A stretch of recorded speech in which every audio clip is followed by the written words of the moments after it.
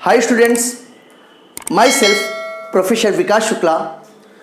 आज मैं आपको केमिकल काइनेटिक्स का लेक्चर नंबर 5 पढ़ाने जा रहा हूं। इसके पहले के लेक्चर्स में मैंने आपको रेट लॉ के बारे में और रेट कांस्टेंट के बारे में डिटेल से पढ़ाया था। उसके ऊपर बेस्ड डिफरेंट टाइप के न्यूमेरिकल्स, कितने कितने टाइप के न्यूमेरिकल आ सकते हैं, ये सब सारी बातें मैंने आपको बताई थी। अगर आपने मेरे वीडियो लेक्चर मिस किया है तो ज़रूर आप देखिए, ताकि आपकी कनेक्टिविटी बनी रहे और आप अच्छे तरीके से समझ सको।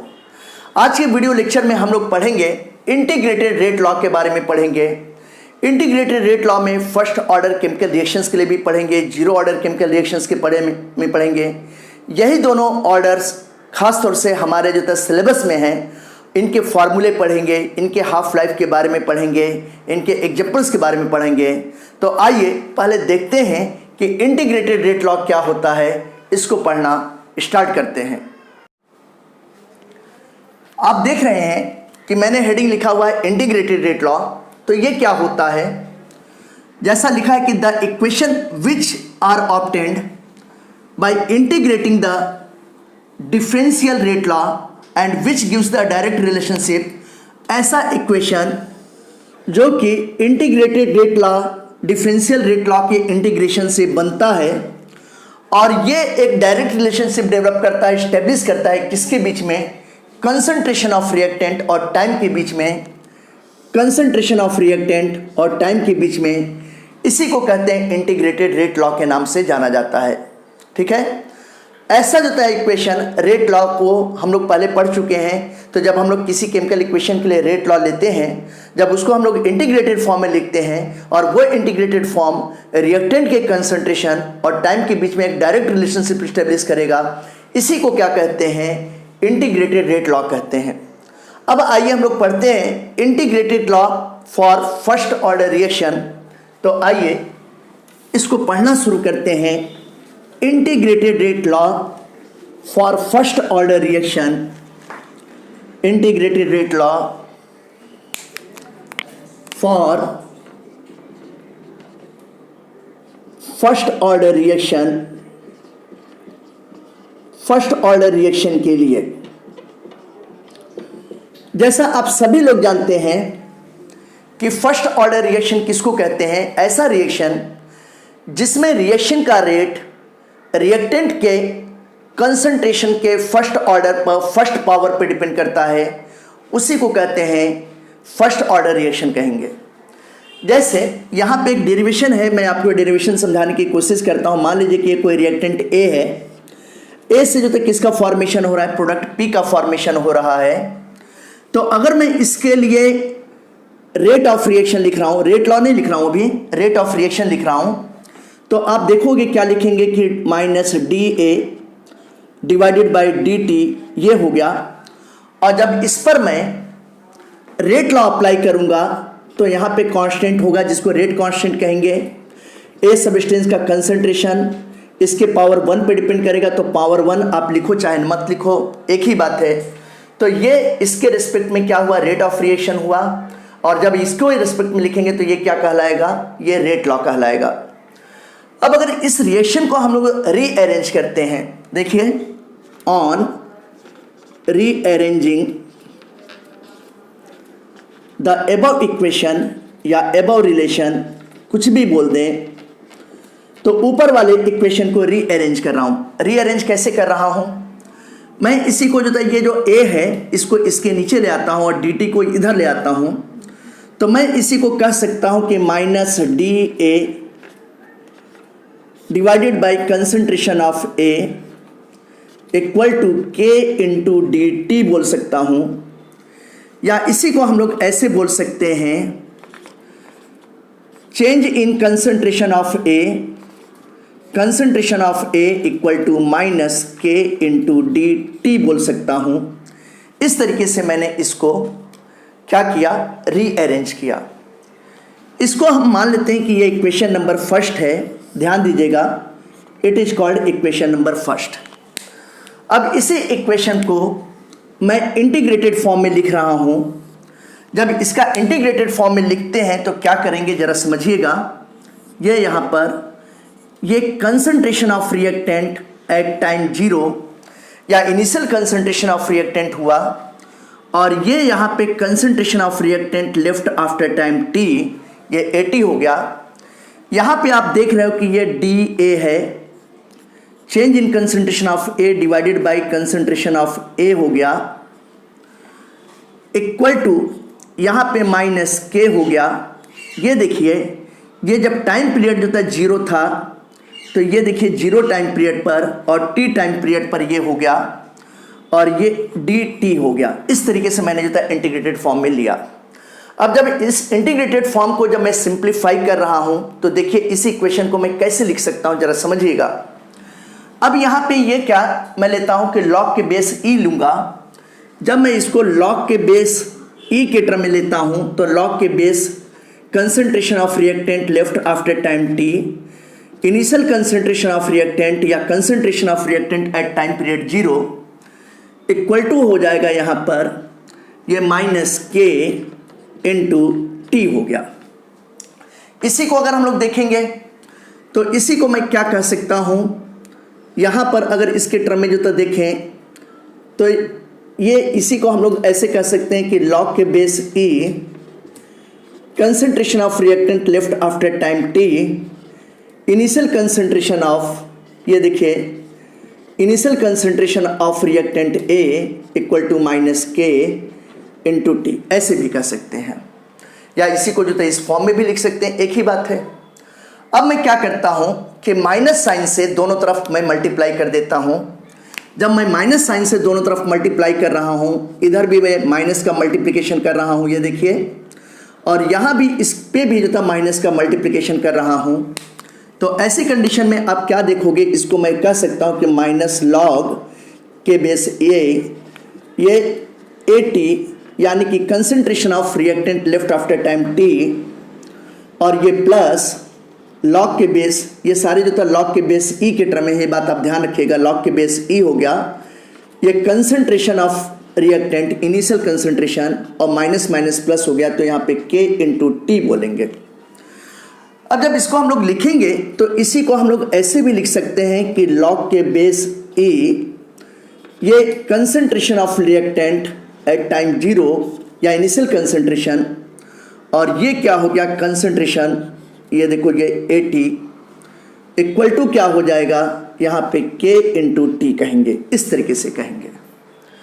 अब ये मैं अगर इस log को हटाऊं, तो log को हटाऊंगा तो एंटी लॉग लूंगा, तो एंटी लॉग के टर्म में जो था यहाँ पे देखिए एक फॉर्मूला बनने जा रहा है, ये concentration of reactant at time period 0 या इनिशियल कंसंट्रेशन डिवाइडेड बाय ये 8t यानी कि concentration of reactant left after time t equal to, यहाँ पे अगर हम लोग देखेंगे तो ये क्या हो जाएगा, ये e के पावर माइनस kt हो जाएगा।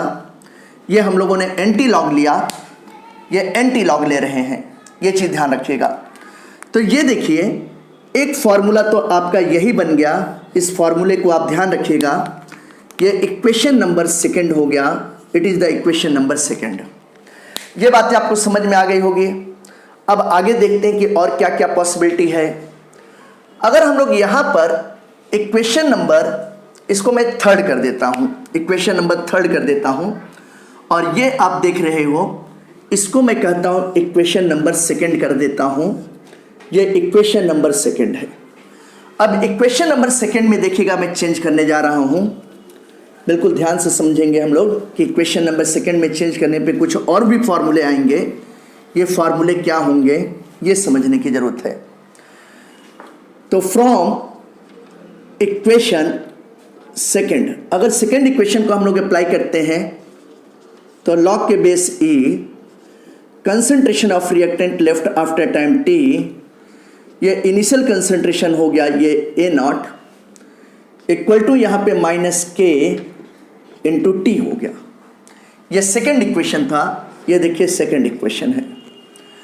अब अगर इसे इक्वेशन को हम लिखते हैं तो ऐसे भी लिख सकते हैं कि log के बेस e, ये concentration of reactant left after time t minus log ये initial concentration of reactant equal to minus k into T हो गया, ऐसे भी लिख सकते हैं। अब इसमें मैं क्या करता हूं कि मैं दोनों तरफ माइनस साइन से मल्टीप्लाई कर दूंगा। तो इसमें यहाँ पे इधर मैं माइनस साइन से मल्टीप्लाई कर रहा हूँ, देखिएगा, और इसमें भी जो था मैं माइनस साइन से मल्टीप्लाई कर रहा हूँ। ये मल्टीप्लाई का साइन है, ध्यान दीजिएगा। अब अगर इसमें मैं मल्टीप्लाई करता हूँ तो ऐसी कंडीशन में देखिए माइनस, ये माइनस हो गया और माइनस माइनस प्लस हो गया, तो मैं इसको पहले लिख दे रहा हूँ।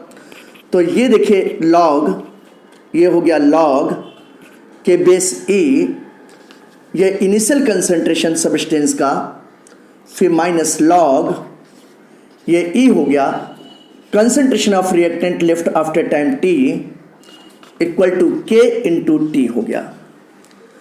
अब इसी को मैं कैसे जो लिख सकता हूं, इस बात को ध्यान दीजिएगा। यहां पर अगर मैं के लिखता हूं तो टी कहां पे आएगा, इसके नीचे आ जाएगा, या इसी को हम लोग ऐसे भी लिख सकते हैं, देखिएगा कि के इक्वल टू 1/t हो गया इनटू लॉग के बेस ई हो गया, ये इनिशियल कंसंट्रेशन हो गया, ये concentration of reactant left after time T हो गया, ऐसे भी लिख सकता हूं। और अगर इसको लॉग के बेस 10 के टर्म में लें तो क्या कहेंगे कि k इक्वल टू, ये देखिए ये 2.303 डिवाइडेड बाई टी हो गया इनटू लॉग के बेस 10 हो गया, ये इनिशियल कंसंट्रेशन ऑफ रिएक्टेंट और ये concentration of reactant left after time T, इस तरीके से हम कहेंगे। ये देखिए बेटा जी, ये आपका इक्वेशन नंबर 4 हो गया। और एक बहुत इंपॉर्टेंट फॉर्मूला है, इस फॉर्मूले को ध्यान रखिएगा। यहां पर ए नॉट हम लोग किसको कहेंगे, ए नॉट जो था रियलिटी में देखें तो ए नॉट जो था रियलिटी में क्या है, इंक भर दो। ए नॉट जो था रियलिटी में अगर आप देखते हो तो ये इनिशियल कंसंट्रेशन ऑफ रिएक्टेंट है। और अगर इसकी बात करते हैं बेटा जी तो ये क्या है, concentration of reactant left after time T. तो ये देखिए ये concentration of reactant left after time T. यहां पर के क्या है, के को रेट कांस्टेंट कहते हैं, टी क्या है, टाइम पीरियड है, ये बात आप ध्यान रखिएगा। तो के क्या कहलाएगा, के कहलाएगा rate constant, it is the rate constant for first order reaction. ये फर्स्ट ऑर्डर रिएक्शन के लिए रेट कांस्टेंट कहलाता है, ये बातें आप ध्यान रखिएगा, भूलिएगा मत। अब ये जो इक्वेशन नंबर 4 है, इस इक्वेशन नंबर 4 को हम लोग एक तरीके से और लिख सकते हैं। कैसे लिख सकते हैं, ये भी ध्यान देने की जरूरत है कि क्या इसको और दूसरी तरीके से भी लिखा जा सकता है क्या। तो इसको एक तरीके से और भी लिख सकते हैं। कैसे लिख सकते हैं एक तरीके से, ये देखिए, अगर हम लोग इसकी बात करते हैं तो यहां पे आप देखोगे ये k equal to 2.303 divided by T मैंने लिखा, ये लॉग के बेस 10 हो गया, ये a लिख सकता हूं और यहां पे a माइनस एक्स लिख सकता हूं।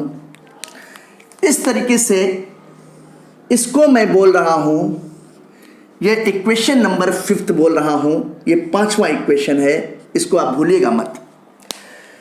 यहां पर a क्या है, it is the initial amount, initial mass of reactant substance. तो a किसको कहते हैं, ये इनिशियल अमाउंट, अमाउंट का मतलब क्या हो गया, मास। जब रिएक्टेंट सब्सटेंस का अमाउंट मास के टर्म में दिया है ऑफ रिएक्टेंट, फिर ये x क्या है, ये mass of reactant consume decomposes after time t। तो ये देखिए ये है मास, या कह सकते हैं amount of reactant decomposes after time T. यहां पर के किसको कहते हैं? के कहलाता है बेटा रेट कांस्टेंट कहलाता है, ये रेट कांस्टेंट कहलाता है, ये रेट कांस्टेंट। और टी क्या कहलाता है बेटा? ये टाइम कहलाता है। It is the time. Time जो तक किसके टर्म में हो सकता है? ये मिनट में, सेकंड में, आवर्स में, किसी भी टर्म में हो सकता है, ये टाइम कहलाएगा। तो इस तरीके से ये इक्वेशन बना। आपने देखा कि मैंने आपको जो था 3 इक्वेशन फर्स्ट लॉ में जो था फर्स्ट ऑर्डर ऑफ रिएक्शन में बताया, जिसके थ्रू हम लोग न्यूमेरिकल्स क्वेश्चन करेंगे, और आपने देखा कि कितने इजी तरीके से हमने डिराइव किया। तो अगर आप कॉम्पिटिटिव पर्पस से देखोगे, जेई के हिसाब से, नीट के हिसाब से, सीईटी एग्जाम के पर्पस से, तो जो ब्लॉक मैंने घेरा हुआ है सिर्फ आपको यही फार्मूले याद रखने हैं। लेकिन अगर आप 12th एग्जाम के पर्पस से देखेंगे तो 12th एग्जाम के पर्पस से आपको डेरिवेशन भी आना चाहिए। तो देखा हम लोगों ने कितने इजी तरीके से कर दिया। अब आगे मैं आपको बताऊंगा हाफ लाइफ, या पहले मैं यहीं पे बता देता हूं कि यूनिट ऑफ रेट कांस्टेंट।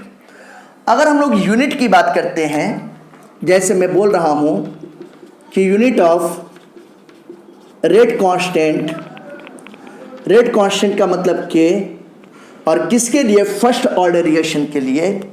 तो अगर फर्स्ट ऑर्डर रिएक्शन के लिए यूनिट की बात करूं तो ये आप देख रहे हो कि मैंने लिखा है कि K equal to 2.303 divided by T, log के बेस 10 हो गया, initial concentration of reactant divided by concentration of reactant left after time T, ऐसे हो गया बेटा। अब अगर आप देखो तो ये कंसंट्रेशन मोल पर लीटर में होता है, ये भी मोल पर लीटर में, तो दोनों एक दूसरे को कैंसिल कर देंगे। कोई नंबर है उसकी तो यूनिट नहीं होती है, ये टाइम है तो टाइम की यूनिट होती है। यानी कि ये K इक्वल टू क्या हो गया, या K का जो है टाइम के साथ जो रिलेशन देखेंगे तो इस तरीके से हो गया, इस तरीके से। तो इसकी यूनिट क्या होगी? यूनिट हो जाएगी पर टाइम, ये पर टाइम यूनिट हो जाएगा। पर टाइम का मतलब जो तक क्या हो गया कि ये पर सेकंड भी हो सकता है, या पर मिनट भी हो सकता है, या पर आवर्स में भी हो सकता है। इन तीनों में से कोई भी हम लोग यूनिट ले सकते हैं, वो तो डिपेंड करता है क्वेश्चन पर। हम लोग क्वेश्चन पेपर पे देखते हैं, एमसीक्यू पे देखते हैं, ऑप्शंस पे देखते हैं कि पर सेकंड में दिया है, या पर मिनट में दिया है, या पर आवर्स के टर्म में दिया है। तो जिसके टर्म में भी हो तो रेट कांस्टेंट की यूनिट क्या होगी? या तो पर सेकंड होगी, या पर मिनट होगी, या पर आवर होगी, तीनों में से कोई भी होगी। इस तरीके से हम लोगों ने यूनिट भी देखिया।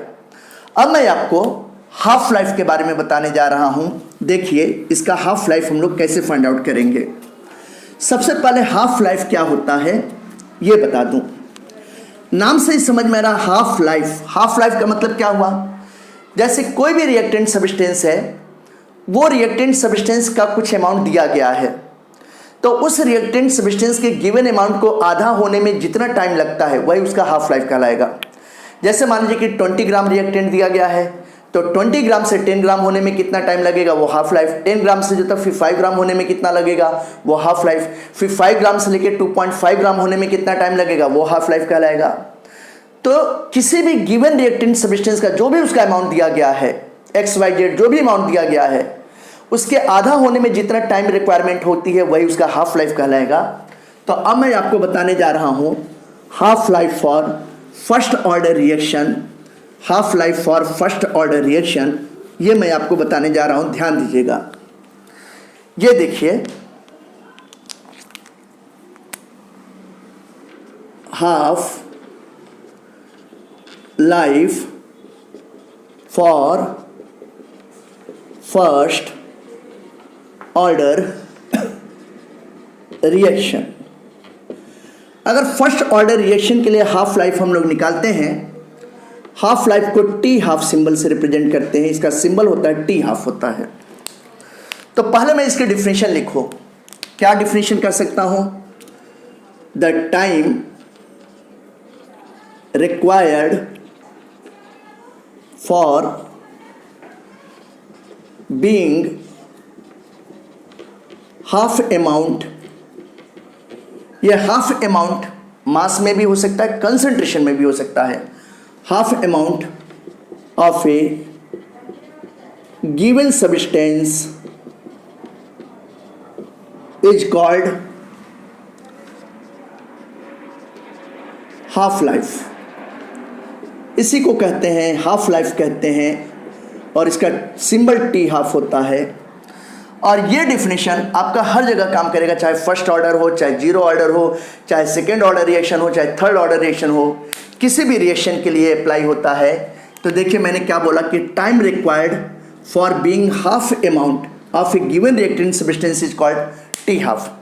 अब जैसे अगर मैं first half reaction first order के लिए मैं बात करूं, तो फर्स्ट हाफ ऑर्डर के लिए मैंने बताया कि K इक्वल टू कितना होता है 2.303। ये रेट कांस्टेंट की वैल्यू होगी, लॉग के बेस यहाँ पे 10 हो गया। ये सब्सटेंस का रिएक्टेंट का इनिशियल कंसंट्रेशन, और ये रिएक्टेंट सब्सटेंस का concentration left after time T हो गया बेटा। तो जब हाफ लाइफ होगा तो ऐसी कंडीशन में आप क्या देखेंगे कि T इक्वल टू क्या हो जाएगा बेटा, T हाफ हो जाएगा, ये ध्यान दीजिएगा। और यहाँ पर इस टाइम पर जो है इनिशियल कंसंट्रेशन हाफ हो जाएगा, यानी कि ये जो AT की वैल्यू है ये तो T हाफ हो गया, तो ये वैल्यू क्या हो जाएगा, ये A नॉट डिवाइडेड बाई 2 इसका हाफ हो जाएगा ओरिजिनल अमाउंट का। अब अगर ये वैल्यू को हम लोग इस इक्वेशन में प्लेस कर दें तो हमको रिलेशन समझ में आ जाएगा कि K equal to 2.303 divided by T, यहाँ पे हाफ कर देंगे क्योंकि अब टाइम पीरियड क्या हो गया, हाफ हो गया। और लॉग के बेस यहाँ पे 10 देखिए, लॉग के बेस 10 हो गया। यहाँ पे ये सब्सटेंस का इनिशियल कंसंट्रेशन डिवाइडेड बाई 80 की वैल्यू क्या होगा, जो इनिशियल कंसंट्रेशन है इसका हाफ हो जाएगा। अब अगर हम लोग देखें तो ये क्या देखते हैं कि ये और ये कैंसिल हो गया बेटा। जब ये कैंसिल हो गया तो ये जो नीचे वाला 2 है पलट के कहाँ पे चला जाएगा, ऊपर चला जाएगा। अब जब ऊपर चला गया तो यहाँ पे K equal to 2.303 divided by T half, ये हो गया। और यहाँ पे लॉग के बेस 10 हो गया और ये वैल्यू 2 आ जाएगी, ठीक है ना। अब आप लोग जानते हो कि log 2 की वैल्यू कितनी होती है, 0.3010 होती है। अब यहाँ पे मैं करता हूँ तो K equal to 2.303 into log 2 की वैल्यू कितनी होती है 0.3010 डिवाइडेड बाई, यहाँ पे हाफ लाइफ हो गया, ये T हाफ हो गया। तो जब इसको सॉल्व करेंगे तो K इक्वल टू 0.693 हो गया डिवाइडेड बाई यहाँ पे T हाफ हो गया। ये रिलेशन आया बेटा जी, ये देखिए ये रिलेशन आ गया, ठीक है ना। अब यहाँ पर ये T हाफ लाइफ है, K क्या है, रेट कांस्टेंट है for the first order reaction. तो फर्स्ट ऑर्डर रिएक्शन के लिए मैं इसी को ऐसे भी लिख सकता हूँ, इसी को मैं ऐसे भी कह सकता हूँ कि T half equal to 0.693 divided by K कह सकता हूँ। यही इक्वेशन ऐसे भी लिखा जा सकता है, ये आपने देखा। अब एक बात और आपने देखा कि यहाँ पे जो हाफ लाइफ है फर्स्ट ऑर्डर रिएक्शन के लिए, ये रिएक्टेंट के कंसंट्रेशन पर डिपेंड नहीं करता है, it is independent from the concentration of reactant. जबकि जीरो ऑर्डर रिएक्शन में कंसंट्रेशन पर डिपेंड करता है, डायरेक्टली डिपेंड करेगा। तो यहाँ पर एक बहुत इंपॉर्टेंट बात नोट की आ रही है, नोट में ये बहुत इंपॉर्टेंट बात है और कई बार जेईई नीट एग्जाम में पूछा जा चुका है, सीट एग्जाम में पूछा गया है। देखिए टी हाफ यानी कि half life of first order reaction is independent of, किससे जो है इंडिपेंडेंट होता है, कंसंट्रेशन ऑफ रिएक्टेंट। रिएक्टेंट के कंसंट्रेशन से इंडिपेंडेंट होता है। टी हाफ की वैल्यू फर्स्ट ऑर्डर रिएक्शन के लिए रिएक्टेंट के कंसंट्रेशन पर डिपेंड नहीं करता, रिएक्टेंट का कंसंट्रेशन में कुछ भी चेंज हो कभी भी उस पर डिपेंड नहीं करता। ये बातें आपको समझ में आ गई होंगी। इसी तरीके से मैं अब आपको इंटीग्रेटेड रेट लॉ बताने जाऊंगा, और किसके लिए, जीरो ऑर्डर रिएक्शन के लिए। तो आइए सीखते हैं। नाउ स्टूडेंट्स, मैं आपको फर्स्ट ऑर्डर रिएक्शंस के कुछ इंपॉर्टेंट एग्जांपल्स बताने जा रहा हूं। जैसे 2H2O2 है, हाइड्रोजन पेरोक्साइड, इसका डिकम्पोजिशन होगा तो 2H2O प्लस O2 बनेगा। तो इस रिएक्शंस के लिए अगर रेट ऑफ रिएक्शन की बात करते हैं तो किस पे डिपेंड करेगा, रेट लॉ अप्लाई करेंगे तो H2O2 के कंसंट्रेशन के फर्स्ट ऑर्डर पे डिपेंड करेगा। ये बात ध्यान रखिएगा, ये फर्स्ट ऑर्डर रिएक्शन है। यहाँ पे 2 मोल्स हैं, लेकिन मैंने आपको बताया कि order of reaction experimental value होती है। ये कभी भी रिएक्शन में सब्सटेंस के मोल्स पर स्टोइकोमेट्रिक कोफिशिएंट पे डिपेंड नहीं करती है। जैसे 2N2O5 है, अगर यहाँ पर मैं रेट लॉ अप्लाई करता हूँ तो यहाँ पे K, और ये देखिए ये N2O5 के कंसंट्रेशन का पावर 1 हो जाएगा। तो ये कैसा रिएक्शन है, फर्स्ट ऑर्डर रिएक्शन है। जैसे मैं इसकी बात करता हूँ तो ये साइक्लोप्रोपेन है, आपको दिखाई दे रहा है। यहाँ पे इसकी बात करें तो ये क्या हो जाएगा, K हो जाएगा, और साइक्लोप्रोपेन का फॉर्मूला क्या हो गया, C3H6। इसके कंसंट्रेशन पर केवल एक मॉलिक्यूल पर डिपेंड करता है। इसी तरीके से अमोनियम नाइट्रेट है, तो अमोनियम नाइट्रेट पे अगर जो रेट लॉ अप्लाई करेंगे तो K हो गया, और ये अमोनियम नाइट्रेट NH4NO2 के कंसंट्रेशन पावर 1 पे डिपेंड करता है। 1 आप लिखो चाहे मत लिखो, कोई दिक्कत नहीं है। जैसे C2H4 प्लस H2 है, तो ये देखिए ये एथिन का हाइड्रोजनेशन हो रहा है। इस रिएक्शन के लिए रेट लॉ अप्लाई करेंगे तो ये K हो जाएगा, और ये देखिए ये C2H4 के कंसंट्रेशन पे डिपेंड करेगा।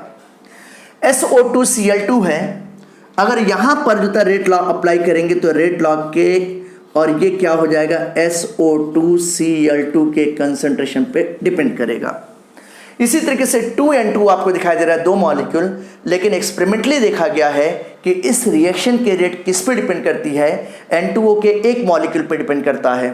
तो इसका भी ऑर्डर ऑफ रिएक्शन कितना होगा, 1 हो जाएगा, फर्स्ट ऑर्डर होगा। इस पे रेट लॉ अप्लाई करेंगे तो ये देखिए N2O के कंसंट्रेशन का 1 ही होगा। आप 1 पावर लगाओ चाहे मत लगाओ, ये फर्स्ट ऑर्डर ही रिएक्शन कहलाएगा। इसी तरीके से अगर कोई रेडियो एक्टिव सब्सटेंस है, उसका चाहे नेचुरल चाहे आर्टिफिशियल डिके हो रहा है, हमेशा याद रखिएगा कोई भी नेचुरल कोई भी रेडियो एक्टिव सब्सटेंस है, चाहे उसका आर्टिफिशियल या नेचुरल डिके हो रहा है, तो वो भी फर्स्ट ऑर्डर रिएक्शन है। देखिए कैसे, मैं एक और एग्जांपल बता रहा हूँ, 8वां एग्जांपल। इस बात को ध्यान रखिएगा, कई बार क्वेश्चंस इस पे पूछे गए हैं। 8वां एग्जांपल है नेचुरल और artificial decay of unstable nuclei. कोई भी अनस्टेबल न्यूक्लियाई है उसका इसी तरीके से होगा, जैसे आप जानते हो कि रेडियम है, इसका एटॉमिक नंबर 88 और मास नंबर कितना होता है, 226 होता है। तो ये रेडियम जो किस में कन्वर्ट होता है, रेडॉन में कन्वर्ट होता है। और कैसे, जब ये रेडॉन में कन्वर्ट होता है तो इससे एक अल्फा पार्टिकल बाहर निकल जाता है, तो इसका एटॉमिक नंबर 86 हो गया और मास नंबर कितना हो गया, 222 हो गया। अब ये देखिए ये क्या है, ये अल्फा पार्टिकल है बेटा, ये अल्फा पार्टिकल है, ये अल्फा पार्टिकल निकल रहा है। तो जितने भी रेडियोएक्टिव सब्सटेंस का डिकम्पोजिशन होगा, एक रेडियोएक्टिव सब्सटेंस दूसरे में कन्वर्ट होगा, अल्फा बीटा गामा रेज बाहर निकलते हैं, सारी की सारी प्रोसेस चाहे वो नेचुरल हो चाहे आर्टिफिशियल हो, फर्स्ट ऑर्डर रिएक्शन होता है। ये बातें आपको समझ में आ गई होंगी। अब मैं आपको बताने जा रहा हूँ integrated rate law for the zero order reaction. आइए, ये बात आपको एग्जाम्पल समझ में आ गई होंगी, तो इसको मैं इरेज कर रहा हूँ और अब आपको बताने जा रहा हूँ integrated rate law for zero order reaction. For zero order reaction, ये फर्स्ट ऑर्डर की जगह मैं यहाँ पे लिख दे रहा हूँ जीरो ऑर्डर रिएक्शन। आप जानते हो कि जीरो ऑर्डर रिएक्शन किसको कहते हैं? ऐसा रिएक्शन जिसमें रिएक्शन का रेट कंसंट्रेशन ऑफ रिएक्टेंट पे डिपेंड नहीं करता है। रिएक्टेंट का कंसंट्रेशन कुछ भी हो, अधिक हो कम हो, उसके कंसंट्रेशन में कोई भी चेंज कर देते हैं, रिएक्शन का रेट कंसंट्रेशन ऑफ रिएक्टेंट पे डिपेंड नहीं करता है। और पूरे जो था रिएक्शन के ड्यूरेशन में उसका रेट हमेशा एक यूनिफॉर्म बना रहता है, कांस्टेंट बना रहता है। तो पहले डिफिनेशन लिखते हैं, the reaction whose rate is independent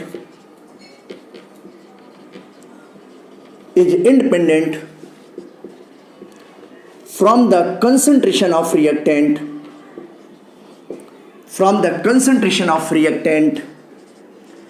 जो रिएक्टेंट के कंसंट्रेशन पर डिपेंड नहीं करता, ध्यान दीजिएगा,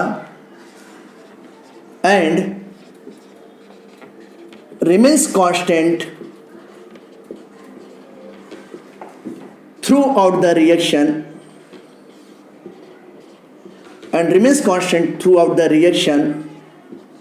और पूरे जो था रिएक्शन के ड्यूरेशन में ये हमेशा कांस्टेंट बना रहता है। ऐसे रिएक्शंस को जीरो ऑर्डर रिएक्शन कहते हैं। देखिए, the reaction whose rate is independent from the concentration of reactant and remains constant throughout the reaction is called as the zero order reaction. अब जीरो ऑर्डर रिएक्शंस के लिए भी हम लोग क्या करेंगे, डेरिवेशन करने जा रहे हैं और उससे फॉर्मूले निकालेंगे। जैसे मान लीजिए कि कोई रिएक्शन ये है जिसमें रिएक्टेंट A है और इससे प्रोडक्ट P बन रहा है, तो अगर इसके लिए मैं रेट लिखता हूँ, रेट ऑफ केमिकल रिएक्शन, तो ये क्या होगा, minus DA change in concentration of A divided by DT लिखूंगा। और अगर यहीं पे मैं रेट लॉ अप्लाई कर देता हूँ, ये रेट ऑफ रिएक्शन मैंने लिखा है, और जब रेट लॉ अप्लाई कर देते हैं तो रेट कांस्टेंट K आ गया, और A सब्सटेंस के कंसंट्रेशन पे तो डिपेंड ही नहीं करेगा। मैंने आपको बोला कि इस पर डिपेंड नहीं करता है, तो A के पावर जीरो का मतलब कितना हो गया, ये K हो गया। अब अगर इसी रिएक्शन को, इक्वेशन को मैं रीअरेंज कर दूं तो मैं क्या कह सकता हूं कि ये देखिए माइनस DA ये हो गया, ये यहाँ पे DT हो गया, और ये क्या है, K है। तो इसी को अगर हम लोग रीअरेंज कर दें तो ये आप देखोगे, मैं ऐसे कह सकता हूँ कि ये DA और DT का क्रॉस मल्टीप्लाई कर देते हैं, माइनस साइन भी चला जाता है, तो माइनस K इंटू DT कह सकता हूँ। इसको मैं बोल देता हूँ कि it is the equation number first. ये क्या है, इक्वेशन नंबर फर्स्ट है। अगर हम लोग इंटीग्रेशन ले लें, देखिए, on taking integration on both side, हम लोग दोनों तरफ इंटीग्रेशन ले लेते हैं, तो ऐसी कंडीशन में आप क्या देखेंगे, ये क्या है, ये कंसंट्रेशन ऑफ रिएक्टेंट इनिशियल है, और ये concentration of reactant left after time T हो गया।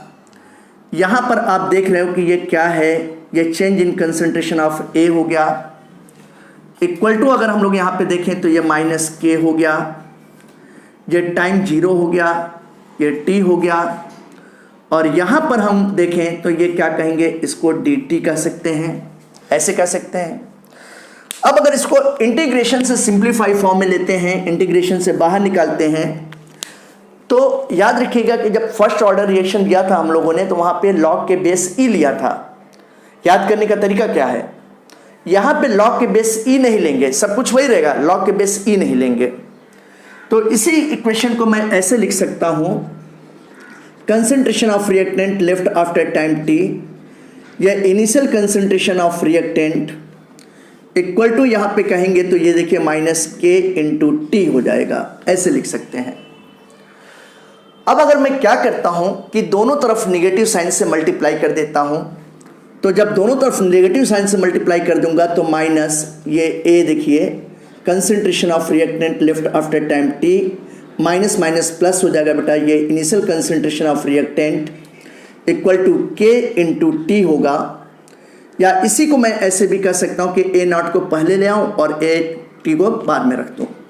तो इसी को मैं ऐसे भी कह सकता हूँ, देखिए एक स्टेप और मैं कर देता हूँ, KT equal to initial concentration of reactant minus concentration of reactant left after time T, और ये वैल्यू बड़ी होगी तो बड़ी वैल्यू में से छोटी वैल्यू को सब्ट्रैक्ट होना जरूरी है ना, और ये प्रिंसिपली ऑथेंटिक है ऐसे। अब यहाँ पे अगर मैं K देखूँ तो K क्या कहलाता है, rate constant for zero order reaction.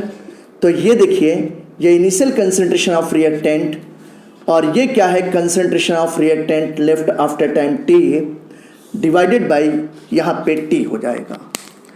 ये सारी चीज़ें आप ध्यान रखना, भूलना मत। यहाँ पर के क्या कहलाता है बेटा, के कहलाएगा rate constant for zero order reaction. ये देखिए मैं यहाँ पे लिख रहा हूँ, ये rate constant for zero order reaction. यहाँ पर जो क्या कहलाएगा, ये टाइम टी कहलाएगा। ये देखिए बेटा, ये टाइम, और ये ए नॉट क्या है आप जानते हो, initial concentration of reactant, initial amount of reactant, और ये concentration of reactant left after time T है। तो ये सबको मालूम है, मैंने पहले भी बताया था। तो इस तरीके से ये फार्मूले आए, आप ध्यान दीजिएगा। फिर अगर हम लोग देखें आगे तो हम इससे यूनिट भी निकाल सकते हैं रेट कांस्टेंट की। देखिए यूनिट कैसे निकालेंगे जीरो ऑर्डर रिएक्शन के रेट कांस्टेंट की, आइए देखते हैं यूनिट कैसे फाइंड आउट कर सकते हैं हम लोग। अगर हम लोग यूनिट की बात करते हैं, ये देखिए मैं लिख रहा हूं कि यूनिट ऑफ के, और किसके लिए रेट कांस्टेंट की, जीरो ऑर्डर के लिए। तो ये आपने देखा कि k equal to initial concentration minus concentration of reactant left after time t divided by ये टी है। तो ये मोल पर लीटर होगा, मोल पर लीटर डिफरेंस ही होगा। तो अगर हम लोग देखेंगे तो ये क्या हो गया, इसकी यूनिट हो गई मोल पर लीटर हो गया, और टी मतलब जो था ये क्या हो गया, ये टाइम हो गया। तो यानी कि अगर इसको हम लोग करेंगे तो ये क्या हो जाएगा, मोल पर लीटर पर टाइम होगा, इस तरीके से हो गया। और अगर इस तरीके से हो गया तो मोल पर लीटर पर सेकेंड, मोल पर लीटर पर मिनट, मोल पर लीटर पर आवर, कुछ भी कह सकते हैं। तो देखिएगा इसी को हम कह सकते हैं बेटा जी मोल पर लीटर पर सेकेंड कह सकते हैं, है ना। या इसी को हम लोग क्या कह सकते हैं, मोल पर लीटर पर मिनट भी कह सकते हैं। या इसी को हम लोग क्या कह सकते हैं, मोल पर लीटर पर आवर भी कह सकते हैं।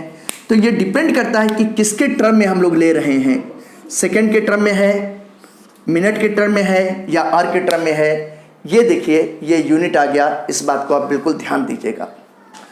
अब मैं हाफ लाइफ बताना चाहता हूँ, आइए हाफ लाइफ भी देख लेते हैं यहाँ पे कितने ईजी तरीके से निकल जाएगा। अगर हम लोग हाफ लाइफ की बात करते हैं तो हाफ लाइफ क्या हुआ, हाफ लाइफ का डिफिनेशन वही होगा कि कोई भी जो रिएक्टेंट सब्सटेंस है उसका जो भी अमाउंट दिया गया है उस अमाउंट के आधा होने में जितना टाइम की जरूरत पड़ेगी, जितने टाइम की रिक्वायरमेंट होगी, वही हाफ लाइफ कहलाएगा। तो फिर से डेफिनेशन लिखने की कोई ज़रूरत नहीं, मैं आपको एक बार डेफिनेशन लिख चुका हूँ। मैंने बताया है हाफ लाइफ का, इसको टी हाफ से रिप्रेजेंट करते हैं। ये देखिए टी हाफ से रिप्रेजेंट करते हैं, ये हाफ लाइफ मैं आपको बताने जा रहा हूँ।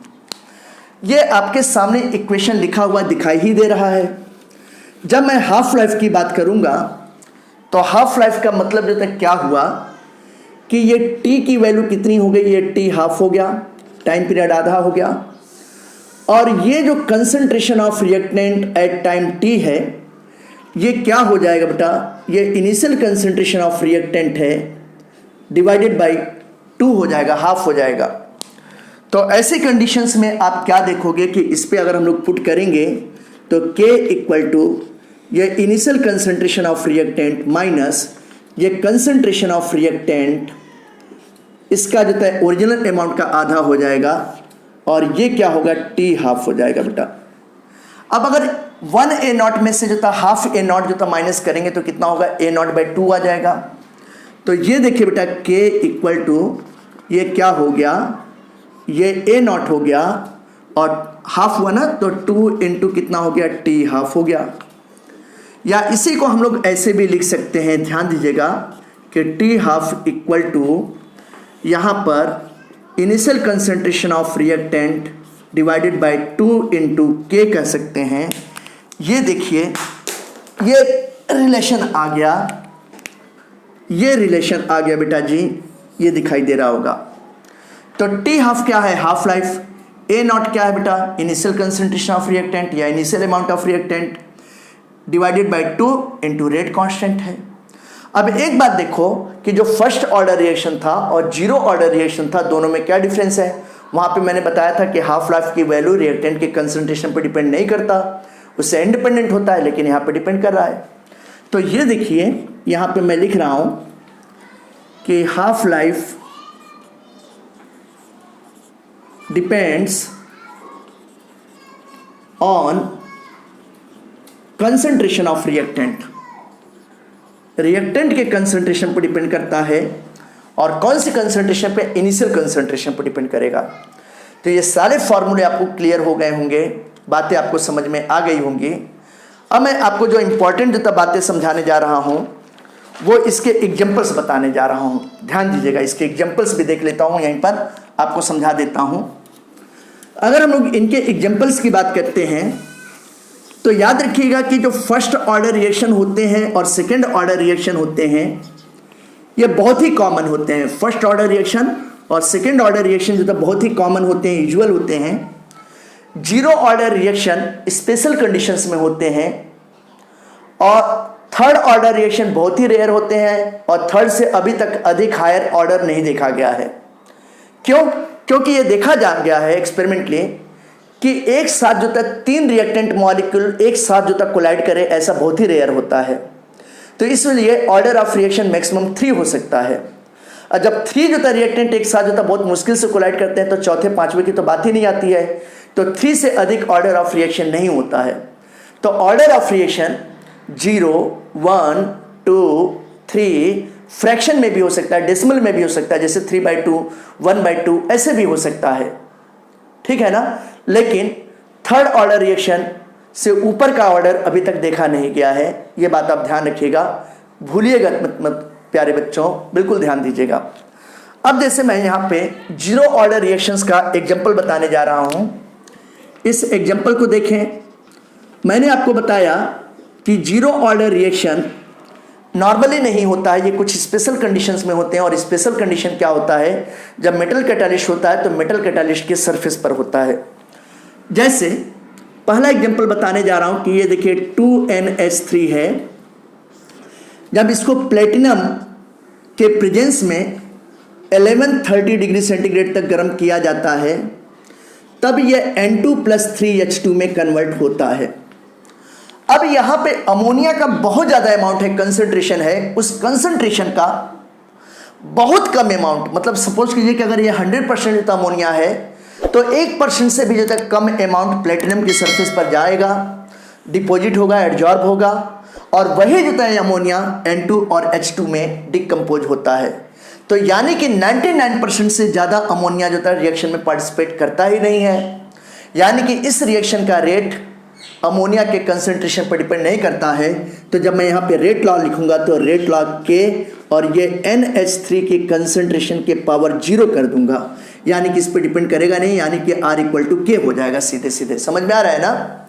जैसे अगर हम लोग देखते हैं दूसरा एग्जांपल देखें कि 2N2O है, इसको प्लेटिनम के प्रेजेंस में जब हीट करते हैं तो ये 2N2+O2 में ब्रेक हो जाता है। अब ये आप देखोगे कि ये नाइट्रोजन ऑक्साइड यहाँ पे इसका मान लीजिए कि 100% कंसंट्रेशन है, तो इस 100% कंसंट्रेशन में 1% से भी कम कंसंट्रेशन अमाउंट प्लेटिनम के सरफेस पर जाएगा, जो प्लेटिनम के सरफेस पर जाके एडजॉर्ब होगा, वही डिकम्पोज होकर N2 और O2 बनाएगा। बाकी जो था जा ही नहीं पाता है, एडजॉर्ब ही नहीं हो पाता है। तो अगर हम लोग यहाँ पे देखें तो R= क्या हो जाएगा, ये K हो गया। और ये देखो बेटा, ये N2O का जो था चाहे जितना भी मोल्स हो, इसके पावर 0 हो जाएगा बेटा, ध्यान रखना। इसी तरीके से अगर हम लोग बात करते हैं फास्फिन की बात करें, ये देखिए 4PH3 है, इसको टंगस्टन के सरफेस पर, ये टंगस्टन का फॉर्मूला क्या होता है W, ये देखिए ये क्या है टंगस्टन, इसके प्रेजेंस में रखते हैं तो फास्फिन का एक बहुत थोड़ा सा अमाउंट टंगस्टन के सरफेस पर एडजॉर्ब होगा, वही रिएक्शन में पार्टिसिपेट करेगा, वही डिकम्पोज होगा, बाकी जो तक डिकम्पोज होता ही नहीं है। तो यहाँ पर जो तक क्या बनेगा, ये P4 बनेगा +6H2 बनेगा डिकम्पोज होने के बाद। और रियलिटी में देखा जाए, रेट लॉ अप्लाई करते हैं तो फास्फिन के कंसंट्रेशन में कोई भी चेंज कर दें, कहीं रिएक्शन पे फर्क ही नहीं पड़ता है, रिएक्शन एक कांस्टेंट हीट स्प्लिट से होती रहती है। इसी तरीके से एक और एग्जांपल मैं आपको बता दूं, लास्ट एग्जांपल। जैसे ये हाइड्रोजन आयोडाइड है, इसको गोल्ड के सरफेस पर रखते हैं, Au के सरफेस पर रखते हैं, तो ये H2 प्लस I2 में डिकम्पोज हो जाता है। अब ये हाइड्रोजन आयोडाइड का very very very small quantity gold के सरफेस पर एडजॉर्ब होता है। जो एडजॉर्ब होगा वही डिकम्पोज होगा, बाकी डिकम्पोज नहीं होता। यानी कि हम लोग देखें कि टोटल कंसंट्रेशन में से बहुत trace amount, very small amount ही रिएक्शन में पार्टिसिपेट करता है। तो यानी कि यहाँ पर भी आप रेट लॉ अप्लाई करोगे तो हाइड्रोजन आयोडाइड के कंसंट्रेशन पे तो डिपेंड नहीं कर रहा है।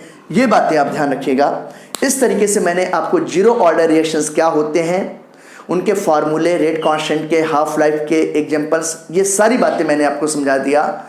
ये बातें आपको पक्का समझ में आ गई होगी। अगर समझ में आ गई हो तो प्लीज़ आप यस बोलिएगा, ठीक है? ओके। अब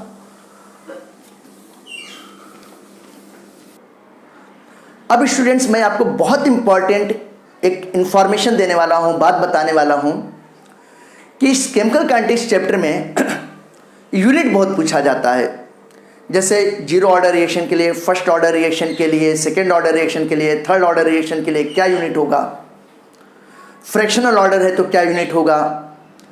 ये यूनिट एक्वस सब्सटेंस के लिए, गैस सब्सटेंस के लिए भी पूछा जाता है कंसंट्रेशन के टर्म में, और साथ ही साथ प्रेशर के टर्म में भी पूछा जा सकता है।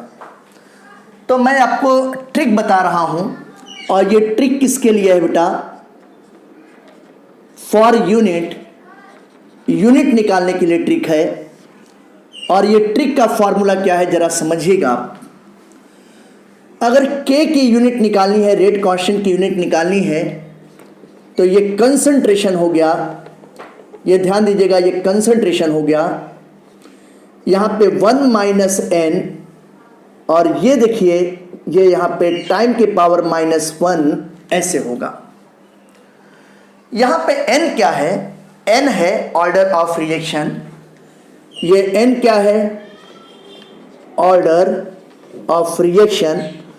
और ऑर्डर ऑफ रिएक्शन क्या हो सकता है?